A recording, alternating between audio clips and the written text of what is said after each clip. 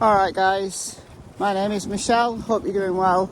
Welcome to another video. It's Monday morning, it's drab, it's horrible, it's overcast and it's raining. In this video I want to talk about Candice Bly, Summerwell's mother. I'm trying to put together a collection of thoughts that I have about Candice and Candice's life and what might happen to Candice now that Don has got gone. He's gone for at least 180 days, at the very least, at the very minimum, because that's part of his sentence for his DUI and probation violation. This gives Candice an opportunity, if she is willing to take it. It gives Candice the chance to develop her own identity, to grow up, to take responsibility for her own actions.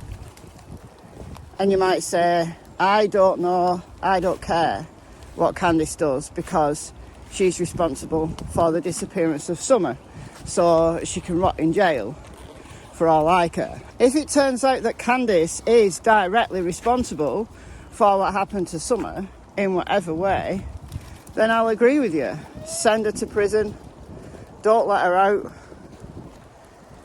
and goodbye Candice. But I always come back to the possibility of what if she isn't. Yes, Summer disappeared on Candice's watch. I've always believed that Candice knows more than what she's told. Certainly what has come out in the public, in the media. What she's told law enforcement is a different matter. We've no way to know that. But we do know that law enforcement struggle with the timeline. We know at the December 15th update that they were still following up possible leads. There was the possibility of foul play. There was the possibility that someone just wandered off. But whatever happened, it was on Candice's watch. And there's lies in there somewhere. If Summer just went out to play, why couldn't Candice just say that?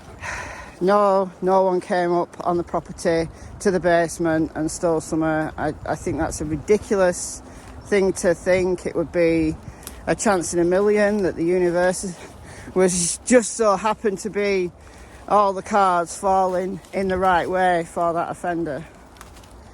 It's incredibly unlikely. But there's other things that could have happened, right? And it was on Candice's watch.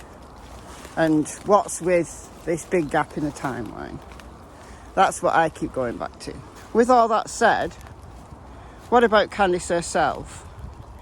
So we have a few snapshots of what Candice's earlier life was like. So early doors, when the case was relatively new, Candice Flodden, who is Candice's biological daughter from her first relationship with someone called Andrew when she lived in Wisconsin, she shared some messages that Candice had sent her. I don't think I've got screenshots of these, but I definitely know that they happened. Candice Flodden was taken into CPS care and adopted. She's not had a brilliant life when she was only 6 months old. And then her older brother, Andrew Jr., was 2 when they were taken from Candice. This message was Candice Bly trying to explain to Candice Flodden what happened. According to Candice Bly, she said that she was in an abusive relationship. We know that it was. We've got court documents to show that Andrew was abusive. It's all there in the court documents.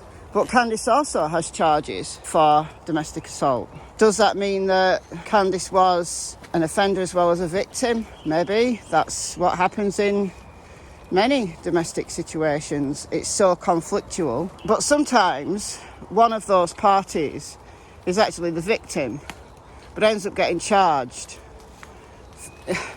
sometimes.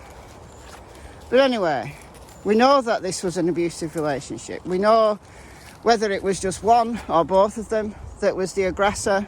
There's been claims made that little Andrew Jr., was beaten so badly with a baseball bat that he's brain damaged and has to live in a facility. I can't vouch for the truthfulness of that. I've never seen any evidence of that. It's not evident, you know, there's no child abuse charges on Andrew or Candice's side at all. So I don't think that happened, in my opinion. I don't think that happened. I think that's just a rumour. But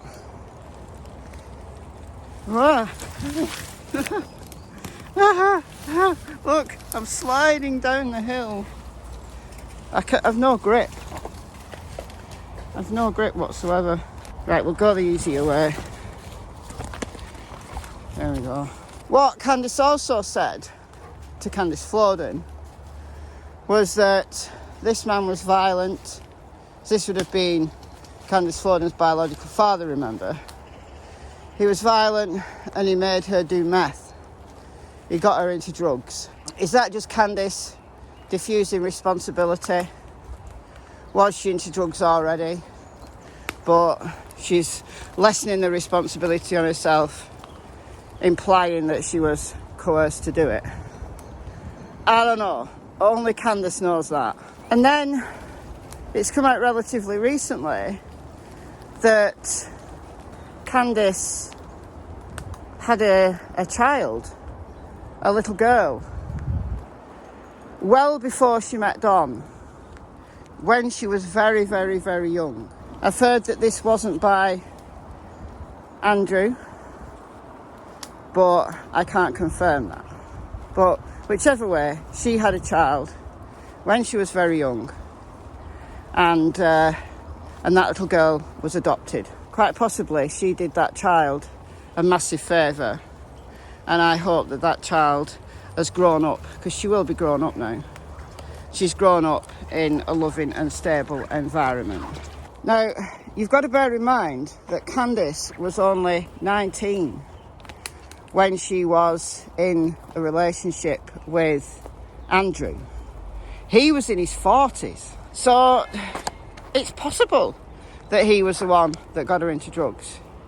He was the one that screwed with her head, so much so that she's never been the same since. There was an interview with someone called Lisa, who knows the Bly family, on Zavgo a few months ago. And she was saying some really interesting things about Candice's early life. I think we all know that Candice's mother, Candice Hara, grandma, Summer's grandma, left the three girls, Candice, Jeannie and Rose. She left them to go and be with someone else. And it wasn't just a case of, you know, these girls now have two homes and they live part of the time with the mother and part of the time with the father, or the mother visits. Allegedly, the mother didn't see them for like years. So there was disruption in Candice's early life. We don't know if there was any abuse. Allegedly, Candice's father was a nice man, but again, we can't confirm. We can only say what's been said. I mean, her mother lives with her now, or at least on the same property. But there was quite a number of years where Candice Hara wasn't available. And Candice was a troubled child. She was in special ed at school. It wouldn't surprise me if she's got some kind of learning difficulty. It's been said by Grandma Candice Hara in those Facebook messenger posts to Crime Stories Obsessed that Candice has bipolar. That wouldn't surprise me either. Whether that's drug-induced or whether that's just an organic thing that Candice suffers from, don't know. Even when she was a baby, she had troubles because she had to have heart surgery as a baby to heal a defect. So, you know, I'm not getting the violins out here, but I do have compassion. I have compassion for everybody. It set Candice's adult life up for bad news, basically. Now, she joined the carnival, she became a carny after she split with Andrew. I don't know how many years she was at the carnival, but, you know, unstable, probably lots of drugs around. And then she met Don. She met Don in Arkansas. I don't know what year she met him, but their eldest boy is 13, so it's got to be like 14 years ago, at least. So that would have been 2008-ish, 2008, 2009 maybe. Anyway, around that time. And they lived in Arkansas. We know Don's had a very unstable life. Various stepfathers, one very violent, and quite often someone who's had a troubled childhood meets someone else who's had a troubled childhood, and they get together, and they're both vulnerable. They're both vulnerable, and unless they get their act together, unless they get support, take themselves out of that wider situation, get help and support, have a social support network, have professionals who possibly help, and the strength to battle their demons, then that relationship over time is going to become really toxic and stay really toxic. And I think that's what's happened with Candice and Don. One minute they're abusing each other. We've seen this. We've seen this on social media during Don's drunken rants on various YouTube channels. We've heard Candice in the background. You know, they abuse each other. We know there's been some domestic violence. We know that there's that October 2020 report. You know, the one where Jose was there. Jose is named in the police officer's report. It's interesting and it's very relevant to Summer's story because that's the life she was used to. That's the life her brothers were used to.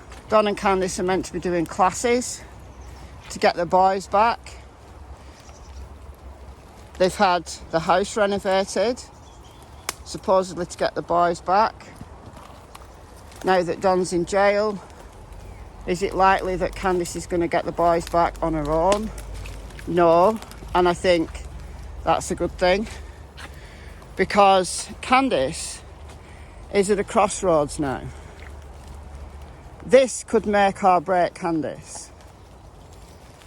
Is she going to go downhill, drink herself into an early grave, drink herself downwards spiral after spiral after spiral?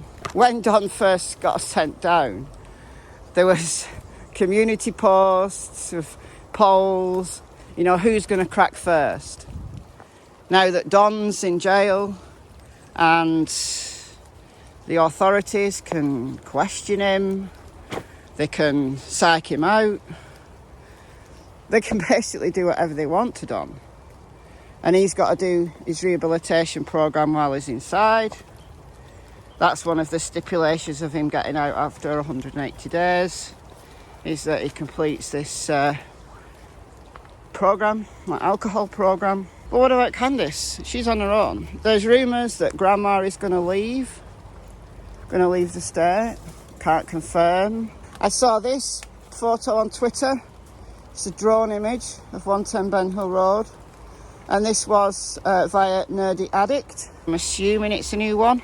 If it is a new one, it does look like Grandma is still there. Is she going to leave? We don't know. If she does leave, I speculated last week that she could now become a loose cannon without the tutelage of her mother. But has she ever had the tutelage of her mother? Has her mother ever really been that involved in her life, in her grandchildren's lives? Was she ever really? Just because she lives there in a camper doesn't mean to say that she's good at support. that she's a good social support person.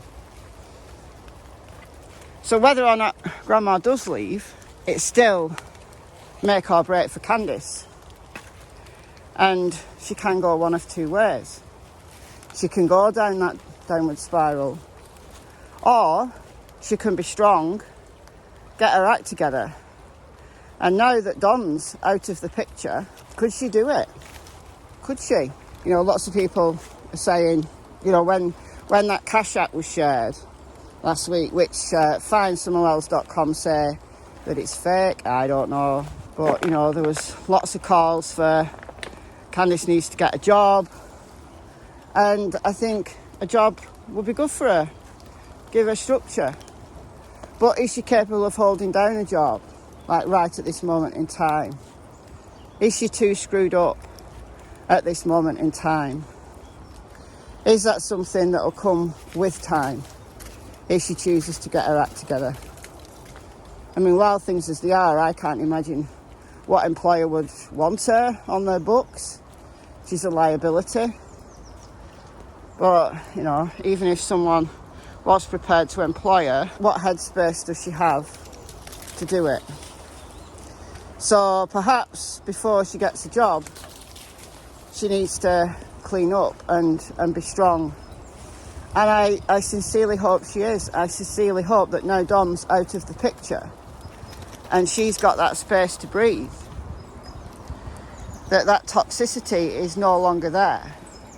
Because, you know, look, when you're living in a toxic relationship, it doesn't have to be violent. It doesn't have to be physically violent. The bulk of the problem in toxic relationships comes from the emotional elements of it. Don was horrible. Don said some horrible things.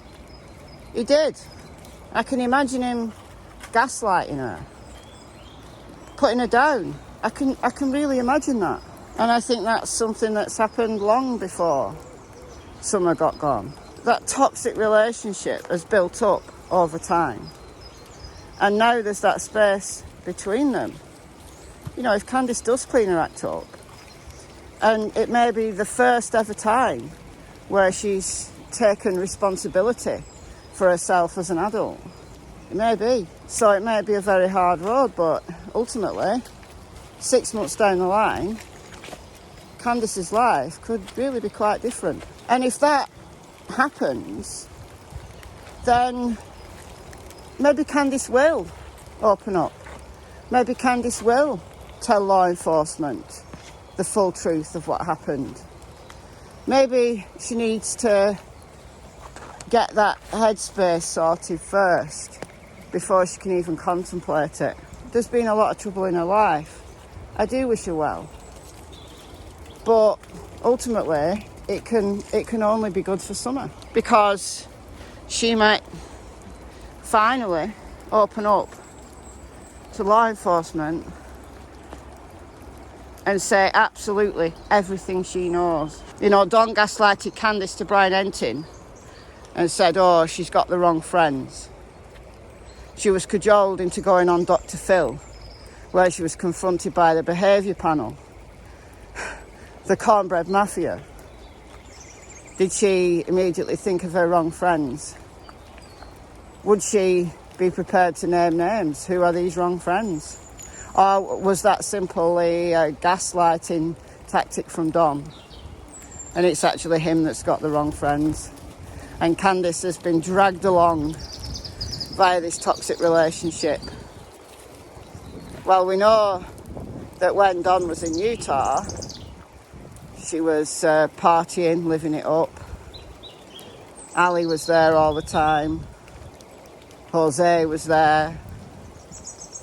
So she wasn't taking responsibility then. Now those wrong friends, including her own husband, aren't there anymore. Could she do it? Could she have a change in her life that is so positive that it allows her to tell us, or tell law enforcement, everything she knows? So let me know what you think in the comments below. I've been Michelle. I hope you're well. I'll see you in the next video. It's goodbye from Miss Tillington and Miss Cassie Springer. is very dirty. Very, very, very dirty.